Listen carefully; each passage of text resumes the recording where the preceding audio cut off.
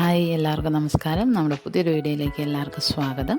അപ്പോൾ നമ്മളിന്ന് എന്താ ചെയ്യാൻ പോകുന്നതെന്ന് പറഞ്ഞാൽ കുറച്ച് കൂണൊക്കെ കിട്ടിയിട്ടുണ്ട്. അപ്പോൾ അതെങ്ങനെയൊന്ന് തോരൻ വെക്കുന്നതെന്ന് നമുക്ക് നോക്കാം.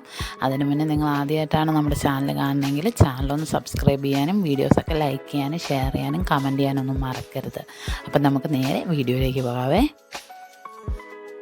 അപ്പോൾ നമ്മൾ കൂണൊക്കെ കഴുകി നല്ല വൃത്തിയാക്കി വെച്ചിട്ടുണ്ട്. കൂണ് കഴുകുമ്പോൾ മഞ്ഞൾപ്പൊടി വെള്ളത്തിൽ കുറച്ച് നേരം ഇട്ട് വെച്ചിട്ട് കഴുകാൻ ശ്രദ്ധിക്കണം.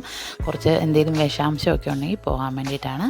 പിന്നെ നമുക്ക് അരപ്പിന് വേണ്ടിയിട്ട് കുറച്ച് തേങ്ങയും കുറച്ച് ചെറിയ ഉള്ളിയും പച്ചമുളകും കറിവേപ്പിലയും ഞാൻ ഇവിടെ എടുത്തു വെച്ചിട്ടുണ്ട്. ഇനി നമുക്കിതൊരു മിക്സിയുടെ ജാറിലേക്ക് ഇട്ട് കൊടുക്കാം.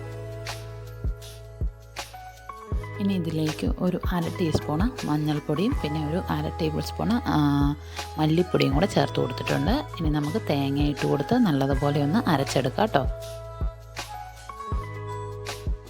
ഇപ്പോൾ അരപ്പ് ഇവിടെ റെഡി ആയിട്ടുണ്ട്.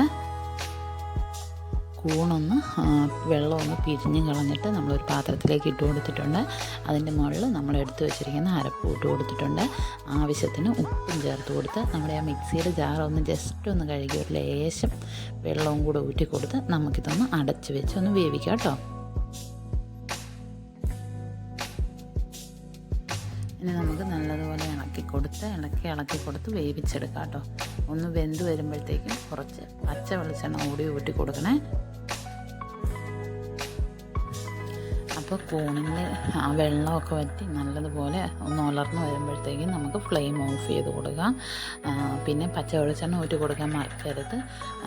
നല്ലൊരു അടിപൊളി ടേസ്റ്റാണ്. എല്ലാവരും ഒന്ന് ട്രൈ ചെയ്ത് നോക്കിയിട്ട് ഫീഡ്ബാക്ക് അറിയിക്കണം. പിന്നെ നമ്മുടെ ചാനൽ ആദ്യമായിട്ട് കാണുന്നവർ ചാനലൊന്ന് സബ്സ്ക്രൈബ് ചെയ്യാനും വീഡിയോസൊക്കെ ലൈക്ക് ചെയ്യാനും ഷെയർ ചെയ്യാനും കമൻറ്റ് ചെയ്യാനൊന്നും മറക്കരുത്. അപ്പോൾ അടുത്ത വീഡിയോ കാണാവേ.